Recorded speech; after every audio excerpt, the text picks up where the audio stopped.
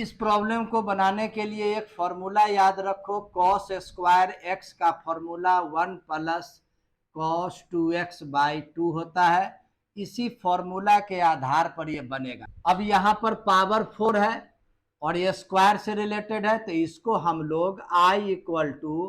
Cos square 2x का whole square लिख सकते हैं।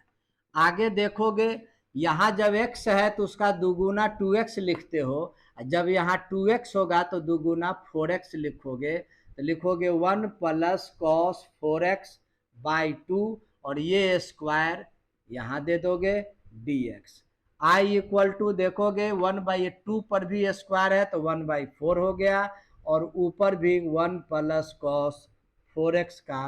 होल स्क्वायर हो जाएगा। I इक्वल टू ये 1/4 लिखोगे, a प्लस बी का whole square, a square 2ab के फॉर्म में ये होगा प्लस बी स्क्वायर के फॉर्म में ये होगा whole dx। I equal to 1/4, यहाँ पर देखो 1 प्लस ये इन सबों का तो इंटीग्रेशन निकल जाएगा, फिर यहाँ स्क्वायर आ गया, यहाँ स्क्वायर है, अब x है तो 2x लिखते हो, जब 4x होगा तो 4x का दुगुना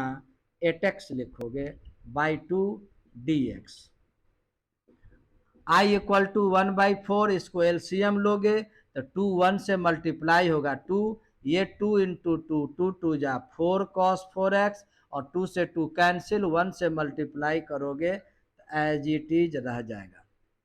ये 2 बाहर आ जाएगा, तो I equal to 1/8 integration 2 plus 1 3 plus 4 cos 4x plus cos 8x whole dx। अब चाहोगे तो डायरेक्ट देखो निकालते हैं, 1/8 को रहने दो, देखो 3dx का इंटीग्रेशन 3x 4 रह गया, cos 4x का होता है sin 4x और x के साथ 4 मल्टीप्लाई है तो 4 से डिवाइड करेंगे,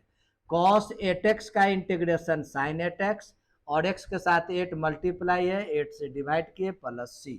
I equal to bracket open करोगे तो ये देखो 4 से 4 पहले कैंसिल कर दो, ये हो जाएगा 3x/8, यहाँ 1/8 इससे मल्टीप्लाई हुआ sin 4x और ये 8 और 8 मल्टीप्लाई नीचे है तो 64 sin 8x प्लस c, यही आंसर हुआ।